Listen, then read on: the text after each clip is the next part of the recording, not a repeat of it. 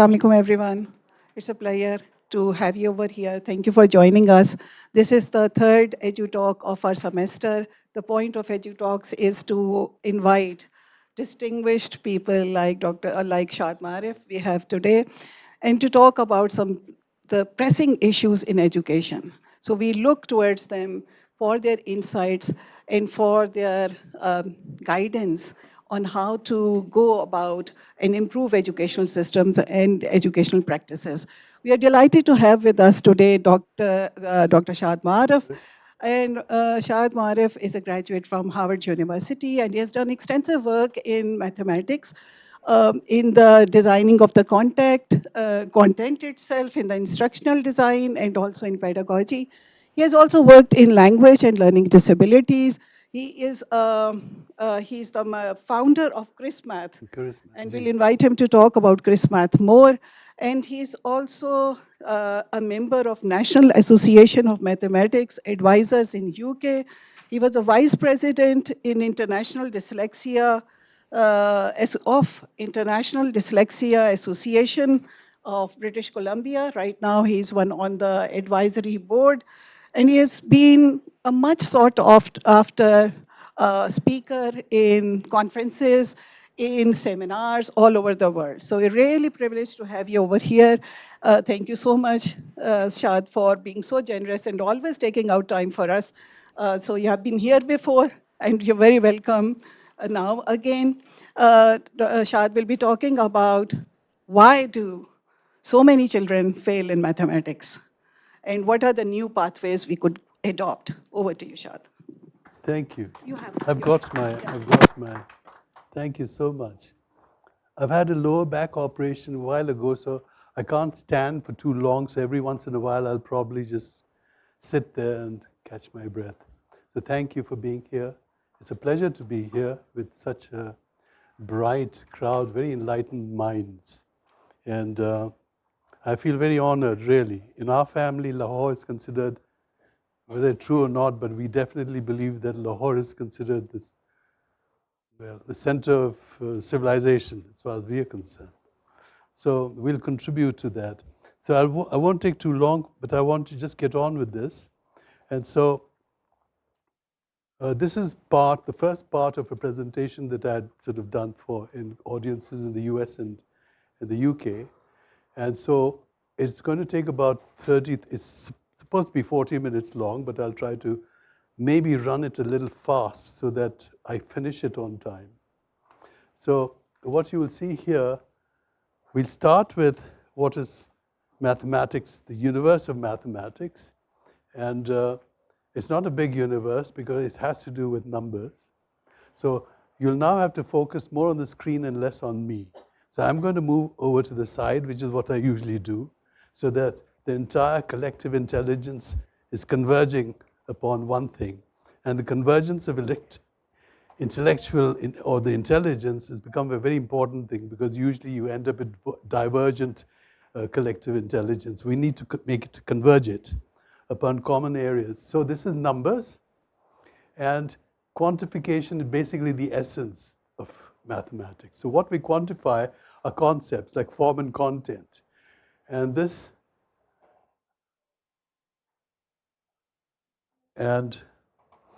so the form and content of concepts are canned. It's like put them in a can so that you can make units out of them. Concepts are usually things like this: space, time, money, and you must be wondering, how do you can these concepts? And you can them in units that can be measured, which is why we look at their attributes. And all of them have these attributes that you see on the right. Are you with me so far? Okay. If I'm going too fast, then just stop me and I'll pause. So all these attributes are what we quantify. And the reason why we quantify them is because we need to measure them. And the reason why we measure them is because we want to compare them. And when we know how to measure and compare, we can understand the changes that cause differences in the behaviors. If I do this, then what happens there, blah, blah, blah. So all that kind of thing, which contains the essence of mathematics, And once we understand that, we can apply that understanding to problem solving. So that's basically the essence of school mathematics, as seen from an educator's perspective. Now, if an engineer told you what mathematics is, or an astronaut, or an accountant, he'd come up with a different version. But I thought it's very important for educators to have a model of what they teach. They must have an understanding and a model and a conceptual model of what they teach in mathematics. So this is an educator's model. So here, if you look at the most ordinary things, large populations throughout the world, 60 to 70% of the population, they're all having problems with this sort of thing. Young kids, of course, not adults. And the search is on about why is it that mathematics is the only subject which is universal since the period 2000 BC and still the same language, and it should be the most easy subject to learn, and yet people are having problems with these things, and it's across the board everywhere. And it's because, not for private schools who sort of take a lot of trouble and spend a lot of money, but they're all having problems with this. Making weak semantic associations, they struggle to learn tables, the rules and the procedures. They can't recall and apply basic place values. If you go out there and ask a government school student or even teacher things about this, they'll be struggling to find answers. So, basic reason is that there's no attribution of meaningfulness. This is all kind of meaningless stuff that's being thrown at them. And they're trying to sort of assimilate it, and they don't have no idea what to do with it. So this is usually understood as specialists in the field of mathematics usually go back and they say, well, the problem is number sense. They don't have, a lot of these people don't have a proper number sense. And if we can work on them, how many of you have heard of the word number sense? It's very common now in mathematics. Can number sense make, there's some problem with it. The question is that what is number sense? Now, I'll introduce to you the concept of number sense as it was seen finally in the world of neurocognition. So the beginnings of number sense. I'll take you to 3 experiments which are conducted by these 2 giants in the field, Véronique Izard, she's from Paris in France, and she and another research scientist, Elizabeth Spelke, who leads the lab of neurocognition at Harvard. And these 2 people conducted interesting experiments. So I'm going to run you by this experiment. You may find it interesting, because this is the beginning of number sense. So they took a baby and they whispered these 4 sounds in the ears of the baby. T, t, t, t.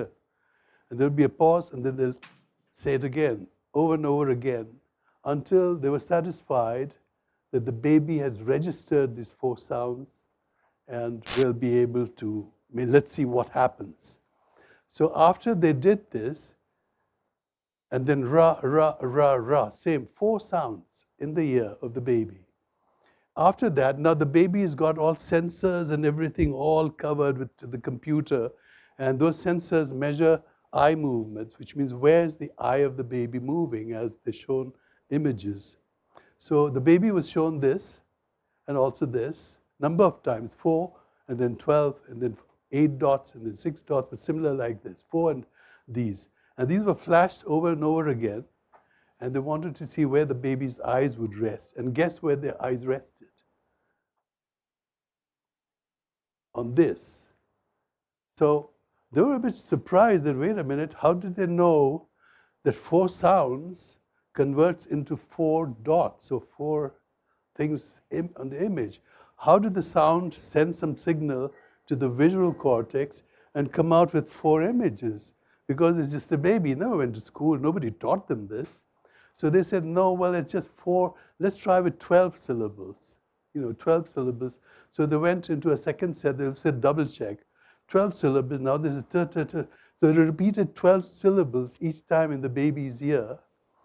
And then they showed 4 dots, 12 dots, 12 triangles, and then 4 again, and 12, 12, and then 4, 6, 8, and then 12 again. The 12 kept repeating. And that's where the eyes rested, was this. After they flashed it, the baby's eyes rested on this longest. And that shook the entire world of neurocognition, because they had no idea. What is it? What knowledge did the baby have to be able to make the connection between visual and auditory? And guess how old the baby was, by the way? Any guesses about how old the baby was? 4 years. Any other guesses? 5, 6 months. Okay, any other guesses? 1 year. Okay. So let me declare the truth.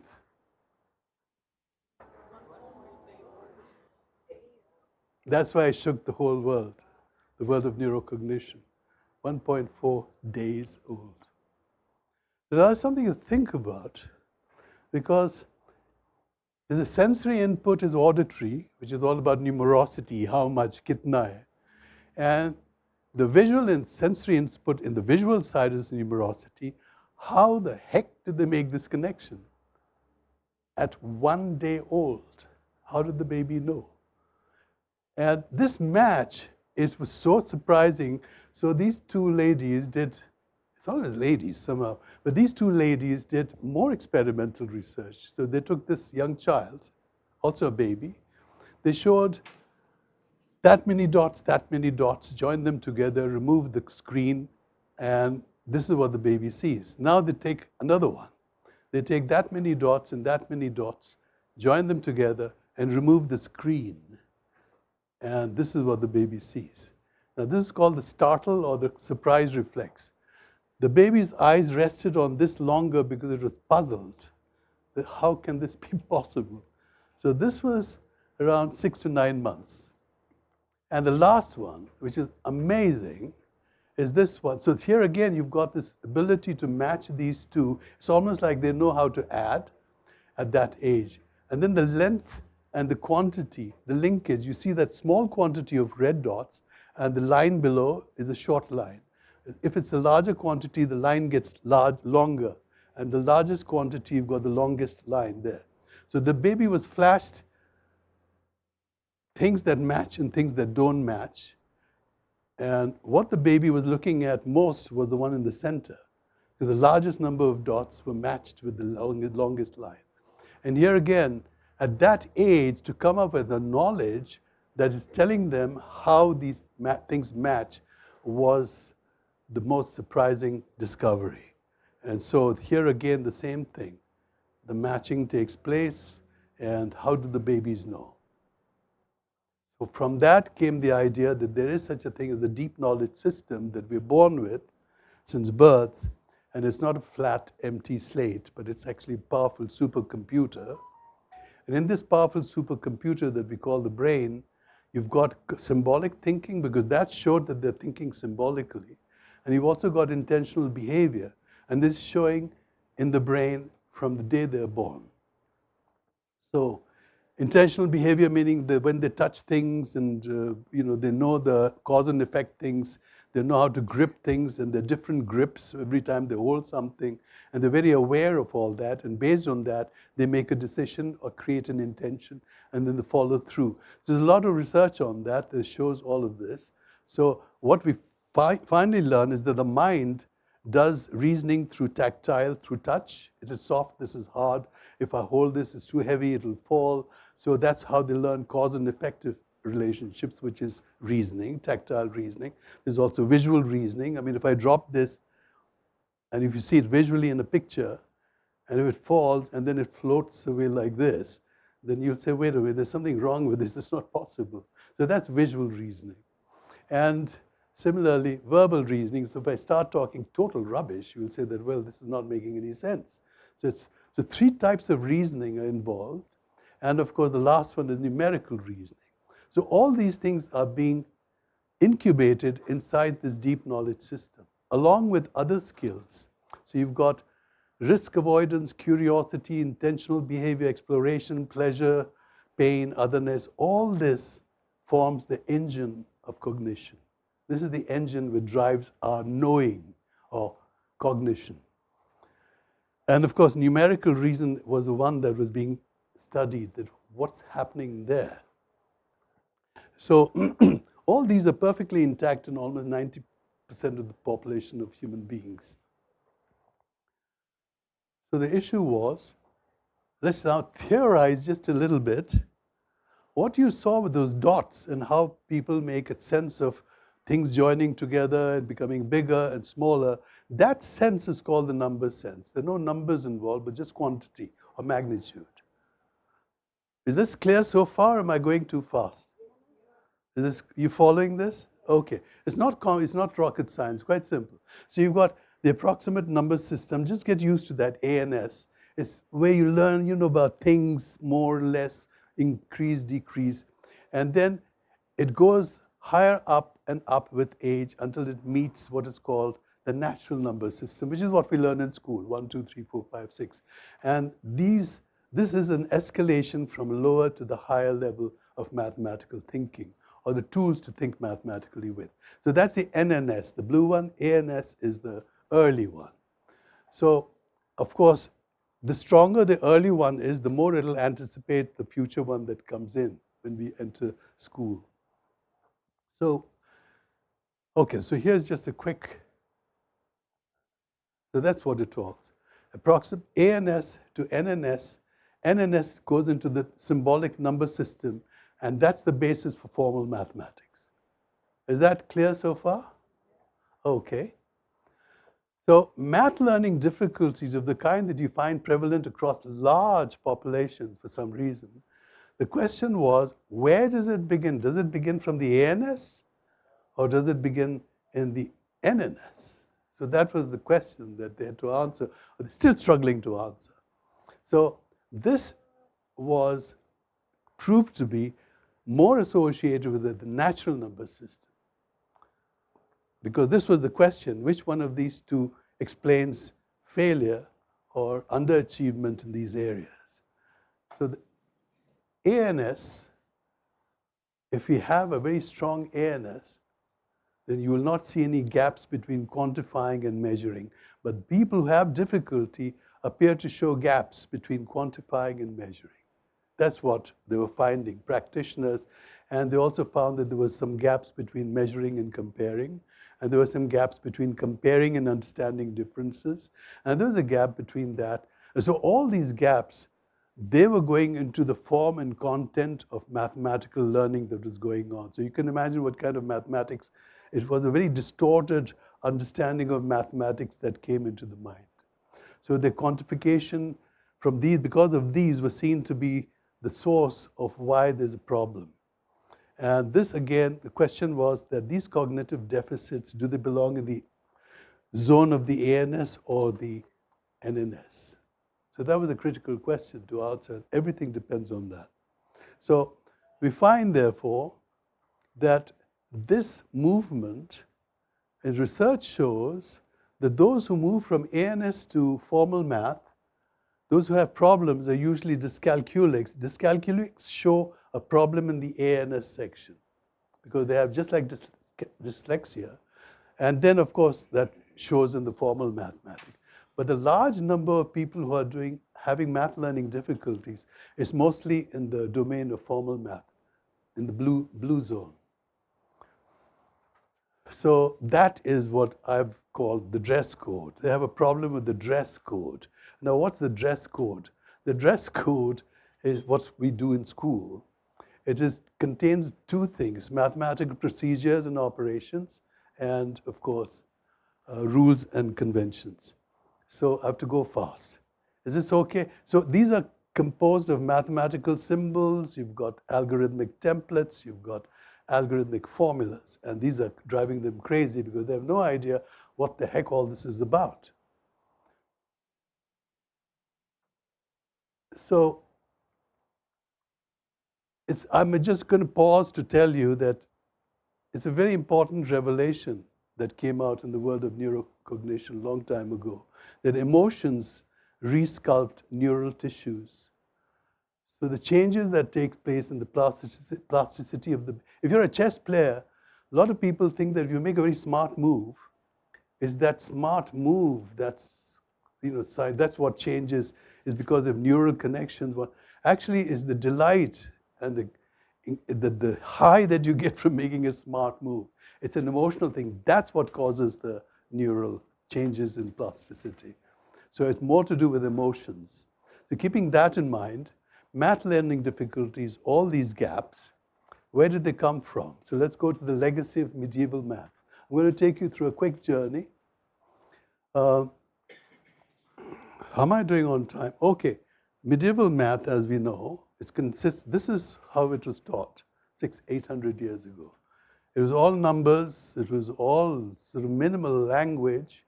This is it. It was all just lots of numbers and calculations and things like that. And so there was very little. This is what differentiates the mathematics of those times. Very sparse vocabulary. They didn't have the kind of vocabulary we have today. No concept of pedagogy, how to teach. It didn't exist. They were not, teaching anybody. They were just telling the apprentices what to do with algorithms. Computing errors were impermissible because they had to write with indelible ink, so you can't make any mistakes. So you had to be very careful in copying. So they're very difficult to distribute. It was difficult to understand their language. It was very, very abstract and very restricted distribution. And of course, they all assumed people have to learn this by heart because that was the tradition. You sent this stuff to the workmen, people who are working in the industry of construction, building pyramids or temples or whatever, huge palaces. So that's the legacy of what we have of mathematics, and that's been transferred from then to now. So what to do and how to do it, not why to or when. That was not there. It was just not imprinted in our legacy. Almost entirely numerical operations, and the emphasis was on getting the right answers. So if you're talking about gaps, it's inevitable because mathematics is a mystery. The math lesson from history. I just give you a short history math lesson. Okay, so learning difficulties are already baked into the way mathematics has been inherited. The historical legacy of deficits are content knowledge, content design, pedagogical content, and pedagogical design. All of these items were not there. They did not exist. So the missing links, no conceptual understanding, all these. So those gaps that we are talking about are actually due to this. And teachers struggle to fill these up on their own, those gaps. Okay. And I think most of you who are in education and in math area especially are very familiar with this. This is the reality that you've been working in for about 3-4 generations. This is all that has been about. So the heritage of mathematics education has caused this disbalance in terms of gaps. But in addition to that, when I entered the field, I realized that these gaps were actually impediments. So rather than gaps, they became impediments. And when I went around for the last 30, 40 years looking at people and students and work, I was in the business of removing impediments, not filling gaps. They already had a pre-existing knowledge. The problem is that they couldn't get to the pre-existing knowledge because there are impediments. So the typical approach that I found in the rest of the world, especially in the West, was to look at this impediment, which has disfigured the learning of mathematics, and make it manageable, so you shrink them. So you shrink them to make them manageable. After you've shrunk them, you take these leaps. First one is a leap of faith. Follow the rules and procedures. I'm telling you because that's how it is. So that's one way of going around this. Avoid the traps, learn some tricks and tips, and then, all these other things that you're learning, there are traps. If you fall into that, you'll never be able to explain mathematics. And of course, the most favorite one is this, do-it-yourself math, DIY math. Learn it yourself, go inside the thing and look at how it's all arranged and make the connections, will give you thinking tools. And by that, and that entire learning is a trial and error learning. Now, when I presented this, I think everybody over there recognizes this and nobody talks about these things. It's not discussable. but that's what it boiled down to be. Not by choice, but by necessity. Trial and error, what they call, we'll do it through constructivism and they'll have to work this out. It was all just this and nothing else. So that's me. My issue was, what about removing the impediment? It just comes so naturally. The first thing you do, instead of making it shrink and working around it, just remove the impediments. And so that was my thing. Of course, the problem was anxiety. Now that was a big issue, anxiety. So let's look at anxiety from the point of view of the deep knowledge system. Now you're familiar with this deep knowledge system. And the inputs, what comes inside it, has to resonate. They have to include intuitive, commonsensical thinking, because the deep knowledge system is made of knowledge, knowledge that anticipates things. That's what its nature is. So if you say something that it recognizes, it'll just resonate. So that's our system that we are born with, and that's the one that keeps growing. So if you bring the previous experience of math into the system, it works like a cover. It's like something has been covered on top of it. You've blocked off all access to deep knowledge system. And instead, what you're doing is the previous experience of math is basically fossilized layers of math coming down for many, many generations, for hundreds of years. And those fossilized layers are solidly planted on top of the deep knowledge system. So it prevents students and even teachers to go inside themselves and think intuitively. So the numbers are disconnected and alienating. And all these things happen. They all recall meaningless numerical impressions, visuospatial misorientation, numerical misinterpretation of quantity, misunderstood concepts, finding illogical consistencies. All these things become part of the today's mathematical teaching culture. And therefore, when this is on top, you develop, or children basically are digesting what is basically indigestible, cognitively, and incomprehensible and totally unpalatable. So what do they do with it? What they do with it is that when it comes in, it bounces off and it's regurgitated. It's what anybody would do. You can't digest it, just regurgitate it. Does everybody know the meaning of regurgitate? Okay, so you're like, throw it out. Because that has become the world of today's mathematics. It's a world that is misunderstood, mistaken world of mathematics. And this is the world where people are living to display, to seek teacher approval. They read teachers' facial expressions and body language to check if they're right or wrong. There's trial and error, there's guesswork, there's practice, lots of practice, lot of memorization. You learn to pass, and there are tips and tricks, and they're, of course, all regurgitable. And that's what's going on. That is what we understand and mistake to be the world of mathematics. And the world below, the deep knowledge system, has been blocked, untapped, unused, distrusted. So our problem lies right there. So what we have to do, therefore, is to remove the anxiety, because all the anxiety that's associated with math is inevitable if you're approaching mathematics the way it is since the last, because you don't understand things. You have to answer the question correctly. You have to show that you have a very good grasp, you'll do well in school. All that creating anxiety in a world where they're being tested for their ignorance and not for their knowledge. So the idea is to remove that. If we remove that, then it opens up a very new world where things resonate.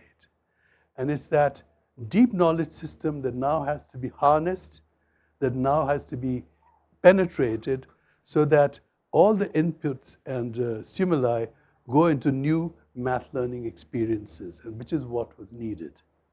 Not the old one, but new math learning experiences. So to sum it all, from ANS to NNS is not a clean journey like this, but it's more like this.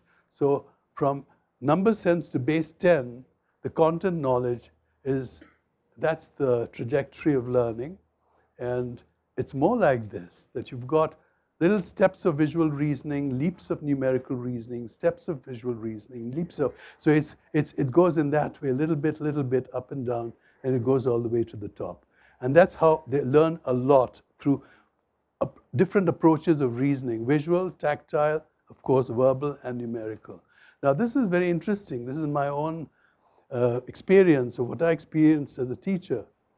You've got the tactile auditory reasoning, which we explained that by touch and feel, and that as the children grow older, they start to also reason visually. So little children will find it odd if you're doing something that's not making any sense visually.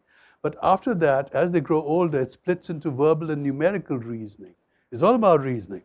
So when it splits into verbal and numerical reasoning, that's what allows abstract reasoning.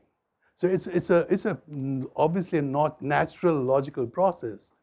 And this is what one would normally take to be able to learn. The problem is that there's a little bit of a disconnect between verbal and numerical with a lot of children who are learning mathematics. And that disconnect causes problems in learning mathematics. And yet, what I found was that these people are oddly, I can't explain why, they're very good with abstract reasoning. They go straight, they bypass the verbal and numerical and go straight to abstract reasoning. So if you take them, and I think it's something, I don't know why, but they're very good with abstract reasoning. So I said, I don't know why that is, because you go from tactile to auditory to visual, and then go straight from there to high-level abstract reasoning. So I used to say, okay, I'll take that as your strength, and I'm going to work downwards.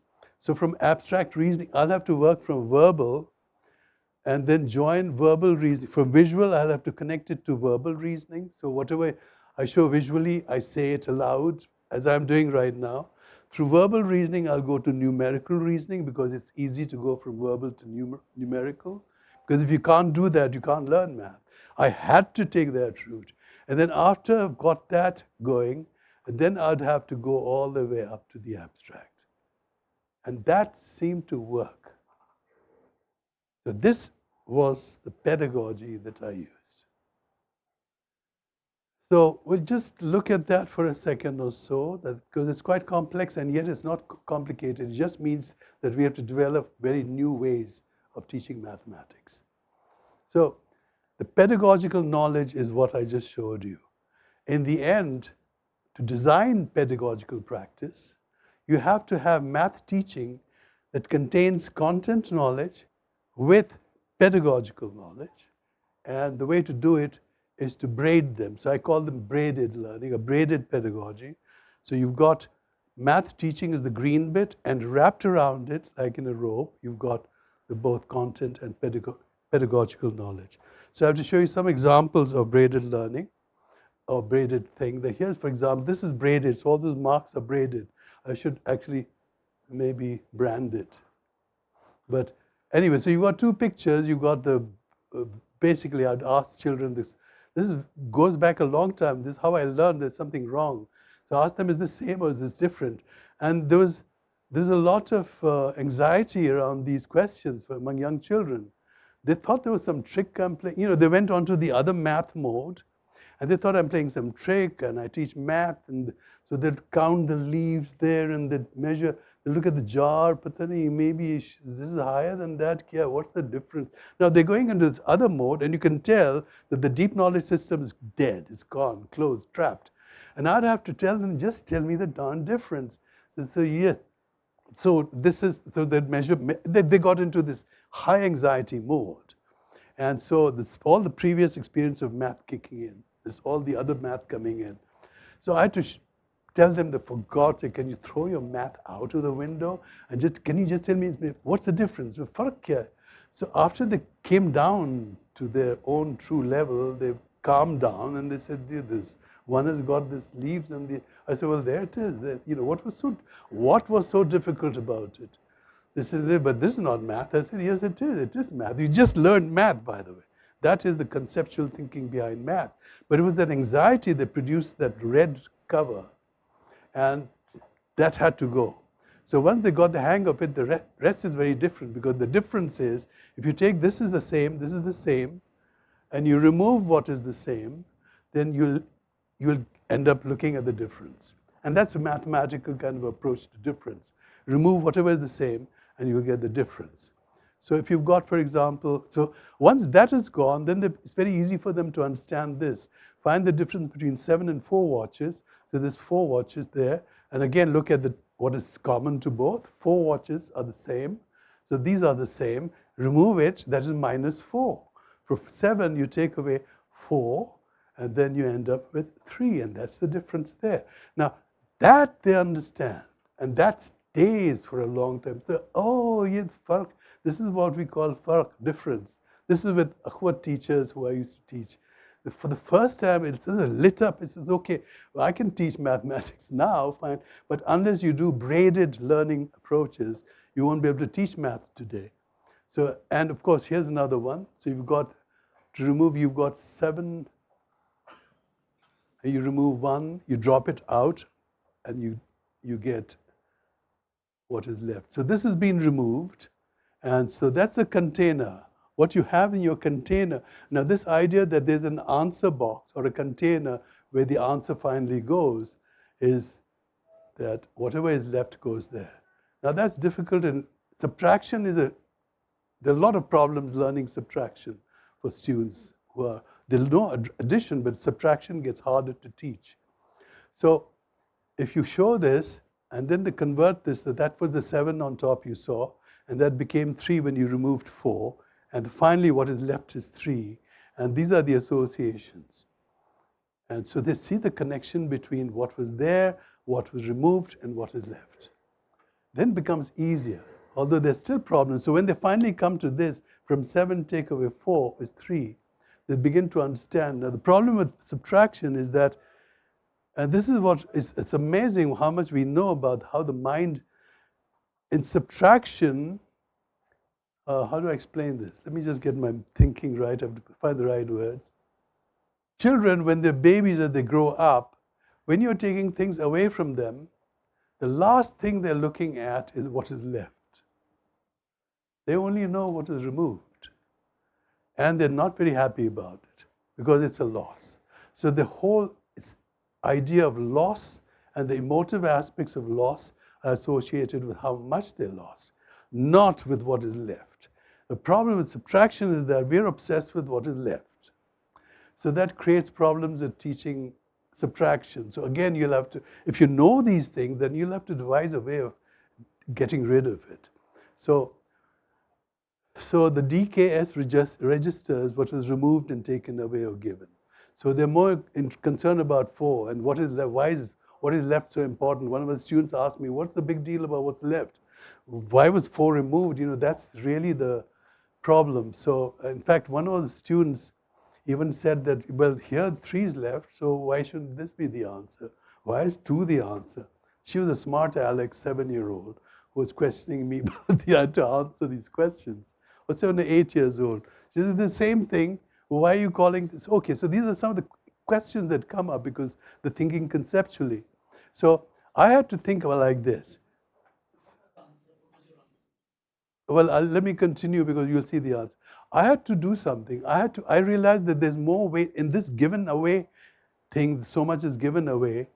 It was loaded in the sense that it was tilted. There's more weight on this side, and the other side, how much is left, had a lighter weight.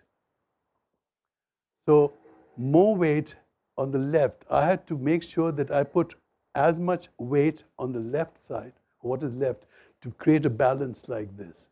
Otherwise, it would be all about how much was removed, but very little about what was left. So I had to create exercises. Here's the typical exercises. What will you remove to make this picture? So this is also to remove anxiety. And so this is the picture. And what will you remove from this picture on the left to make it look like this one? Now, when there's anxiety, students are, quite older students, like 10, 11-year-old, they're saying, what's the problem here? There's some problem, and this is mathematics. So they're not looking at this or thinking about it. They're thinking, I'm being tested for mathematics, and this guy's got some hidden agenda and they're going to throw it at me in some surprise element. So they're looking for very complicated reasons until they come down finally to say that, okay, what's left? Well, I'll have to just remove, the blue to get that. So I do the same thing with these. What will you remove in these to get these? And they finally get the hang of it. So once they get the hang of that, then I do these exercises. So I've got all worksheets for these. So now can you write it down that you had 3, and now you have 2. So what did you remove to get 2? So you can see you removed once. So now they're making a mathematical statement with a focus on what is left. So I had to practice this with them until they got the hang of it. And these are kids who teachers found it was impossible to teach these guys subtraction because they don't get it. They do get it if you do it the right way, if you teach it the way the mind understands it. So that was basically a template here. So in this question, of course, 1 remainder 3, this was very puzzling. So in order to divide 8 things by 11, the question was 1 remainder 3. So the 3 left and 3 remainder, the student thought it's the same thing. So why is there a difference? So when they learned division, they also learned that this small amount, 8 things being shared among 11 people, or 11 things being shared among 8 people. 1 was given away, and you've got these all gone, 8 things gone, so the remainder is 3. And this remainder is actually 3/8 of the total. Now, the important thing here was that in subtraction, if I have $7 and I give somebody 4, I have 3 that's left that's mine. It doesn't belong to anybody else. I can do what I like with it. This is how I had to reason with this person. But if I have $11 and I have to share it among 8 people, each one has to be given, all the $11 have to be shared equally. So if I give $1 to each, or 1 orange to each, the remaining 3 belongs to those people. They don't belong to me. So how do I share 3 things among 8 people? That's my issue. But I'll have to find some way, but it doesn't belong to me. I have no claim on it. And then they understood, then trainers understood that, okay, because when the teachers ask these questions, there's no way to explain these. So when I said there's a claim on it, and I can do what I like with that 3, but I can't. And besides, these 3 have to be shared equally among 8 people. And we write it in fractions as 3 shared equally among 8 people. Of course, you can also show that. So how much is left and how much each received. There's a totally different concept between these 2. And of course, they want to show, how do you do that? How do you, the 3 remain? Well, if you want to do 3 oranges divided among 8 people, it's very easy. You have to split each oranges into 8 parts. And thus you end up with 24 small parts. And so if 24 small pieces is what you divide among 8 people, each one gets 3 pieces. And so those 3 pieces happen to be 3/8 of the entire apple or fruit. So that's when they get it. Okay. So it's just a question of finding a way to dividing the 3 apples among 8 people. No big deal. But it can be done. So the claim remains. So that's the end of part 1. And I'll end with this. One of the most powerful motivations comes from illumination. And that's what education should offer. Enlightenment. Light plays a huge part. So, thank you for that. Thank you for being such a patient audience. I did it in 45 minutes. It's not bad.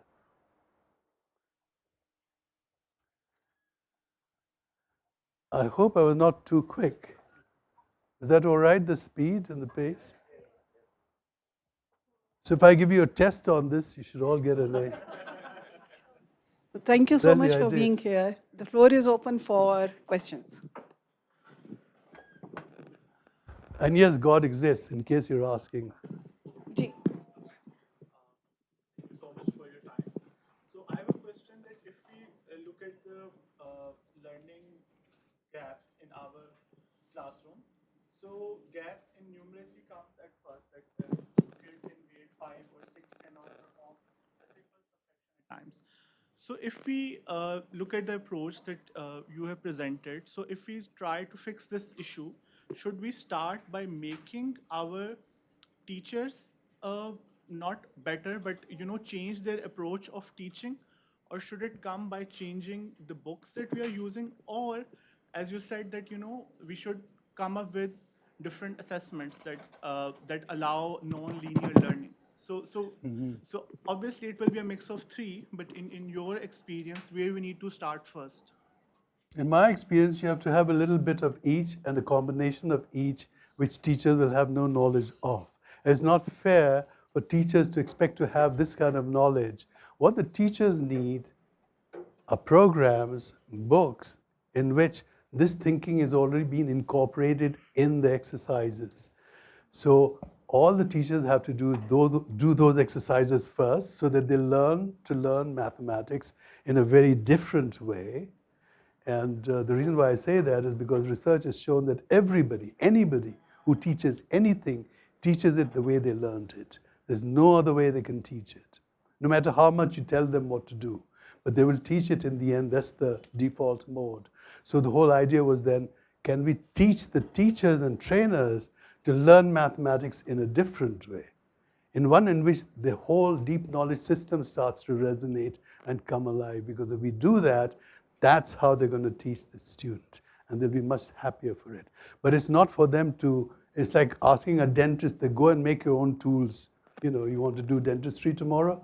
We'll give you a flame, we'll give you a Bunsen burner, a furnace, and here's the steel, and so, you make your tools, and they probably kill a lot of the patients. They'll be very unhappy patients, I think. So it's not fair that professionals need tools. And it's professionals like us who create the tools. So we have a background in pedagogy, we have a background in psychology, learning theories, instructional technology, mathematics, content, and all of that combined, and UDL, Universal Design and Learning. So when you combine all of that, you can come up with this, but that's quite a mix. And I don't think one would expect that of teachers today. Teachers need to have the right tools, the right approaches. And those approaches, they learn when they learn the mathematics. It just comes out of them automatically. So thank you, just I have a question. Ji. Was Can you me. raise your hand? Yeah. Ji, Prama. So my question is pertaining to the subtraction strategy that you used. I'm sorry, I lost you a little bit in the way, where Yeah. you said that you removed the focus from what was removed to what was remaining, right? Remaining, How yeah. did you do that? Well, that's what I showed. I lost you a little So, bit there. yeah, So I hope it'll be recorded, then I okay, think you'll be able to see it. perfect, perfect. Thank you. All right. Ji. Okay, so sir, I want to ask you that what you explained was that subtraction, addition is something that can be taught in this way. But as the students grow older, do you think that tough concepts like trigonometry, geometry, that can also be taught with concepts? Everything will be taught. My next book, the book 5, so I've got 6 stages of learning mathematics. 4 stages are out, and 5th stage will come out. In 5th stage covers trigonometry and also Pythagoras' theorem. It's the same idea. Unless you go to the bottom end deep knowledge system, nothing can be engaged. So you have to engage the deep knowledge system. Otherwise, it won't work. I just brought a whole collection that I want to gift to the School of Education Library. Very kind. So these are all the books Thank you so much. that trainers will need to understand mathematics in a new way. Insha, this somehow reminds me of your crisp math. Can you talk about it? You said there was. Yes, I have a website, charismath.com, www.charismath.com. Yes, exactly. That's the. So if you go there, you'll see all the videos. A lot of what I've explained is already shown as lessons on videos, mainly for teachers to learn. So you can learn that all from there. And it's got a section, it's in English, but then all the videos are also in Urdu, which is what we used on DTEs when we learned it. They did it all in Urdu. So you've got both languages. There's also a section on teacher training. It said most of them are under sort of password, so I can't put all of that out there, but this will be there. If you give me a copy of this recording, All right. I can also put it on my website, so you can have access to it there also. Definitely. Ji, Kasan. Thank you. So I'll just share a perspective and maybe, Yeah. so one is doing math, which is a procedure, which is one thing, and one is putting a physical intuition that what that procedure actually means. What is quotient, what is remainder, and all that. So while you were giving this talk, so I'm pretty good at math, but I never learned math this way. There was no concept of understanding and geometry and division, that this is left and that is left.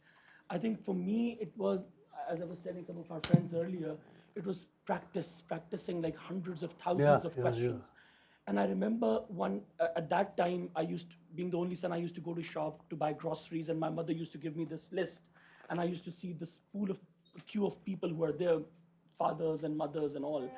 And clearly, the shopkeeper, he's not an educated person. And he would list these numbers in decimals, the costs of all those items. And without a calculator, he will just rush through them. He doesn't know what quotient is, what remainder is. I never asked him whether he knew what borrow means. And I thought that there's something, he has some observation through that repeated practice. I remember I asked one of the pharmacists, but I said, you have such a big pharmacy, clinical, what is that, Clinic X? Clinics. How do you really know where this medicine is actually? When I'm saying I'm looking for a Betnovet, I don't know the name, let's say it's a light green color, and the person said it's there. So I think it's also, I think what I and my friends and I see around is that for a host of common people who are very good at mathematics, the physical intuition come much later. It's that practice, it's that mechanical practice and practice and practice at that tender age, and observation and perception. Not these kind of intellectual perceptions, but what ends up. That kind of. Yes, it's called turning things upside down. Yeah, and So I think basically, you're standing on your head and learning mathematics. So you're doing mathematics with your legs first, and then you use your head right at the end. No, that's not exactly the design. It's not how people learn. That's why they need so much practice, because it's totally, you keep dinning away and then they'll learn. I mean, I was very good at adding numbers, because in the bank where I used to work, we had in those days long ledgers. Literally the things we had to add was about this long. And we had to add accurately all the way down to the bottom to get the final thing. And when you do that for about 6 months, you become so good at adding. But so what? If you don't understand anything, it's of no use. But you can get very skilled in doing that.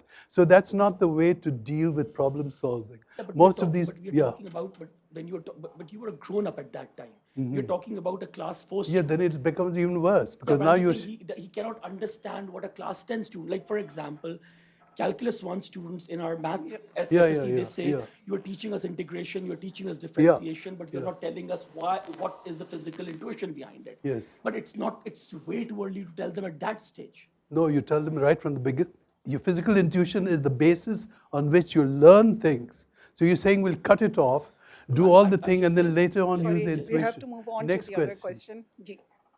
I think it's related to the previous one. My understanding, when the issue was identified as no attribution to meaningfulness, what I understood from that was that how we relate these concepts to real life, rather than telling them what multiplication or quotient means at the back end. Is that what you also meant? Is that the common understanding that we're having when we're talking about meaningfulness? You use real life to communicate the concept.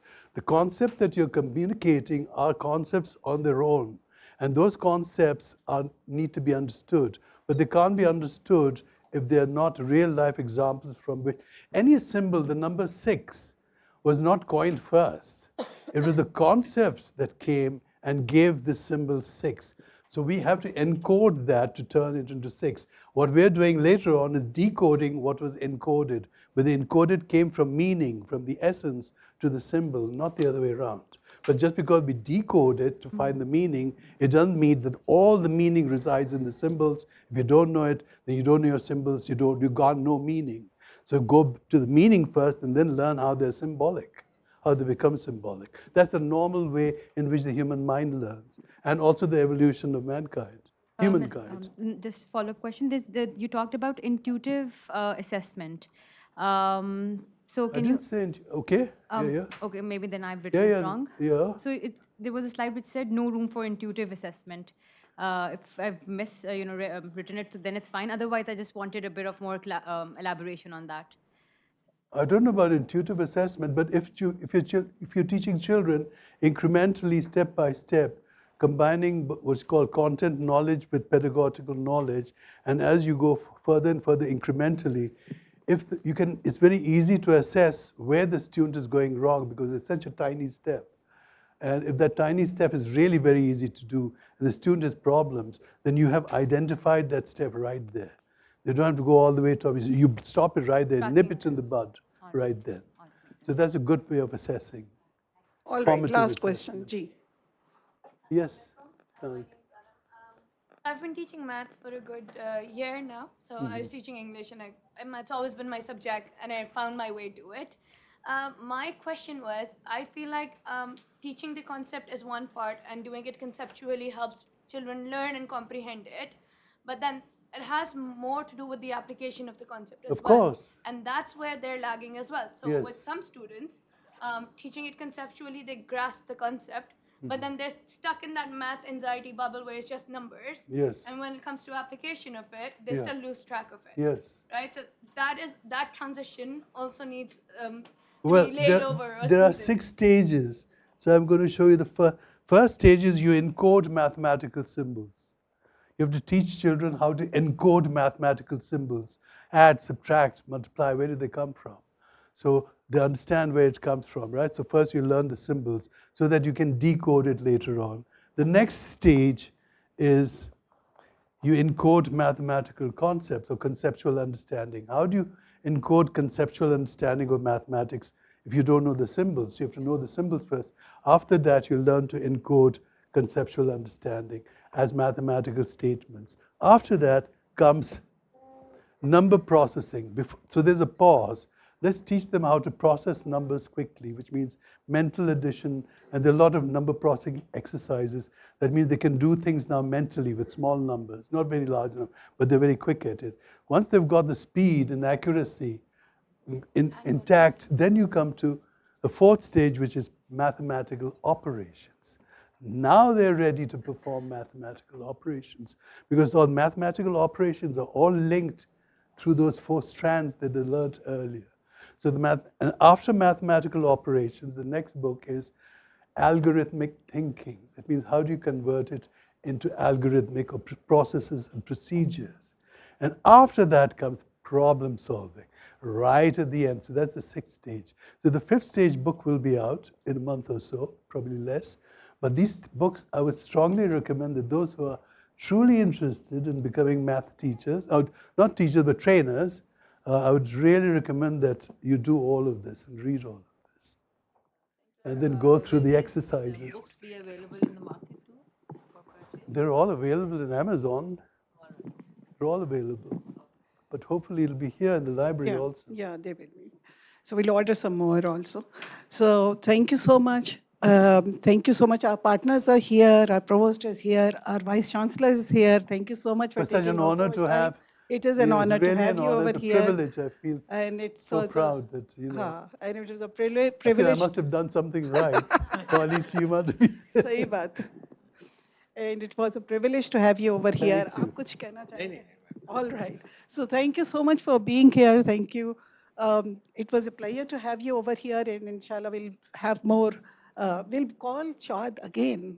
Really? Do you want me again? And we'll interact. Ji, thank you so much. There's networking tea outside. You can ask Shad as many questions as This you. is such a super bright crowd. I mean, eventually they'll all intimidate me. Thank you, Ji. They've Thank you. soaked it all in, and I don't know what they're going to come out with.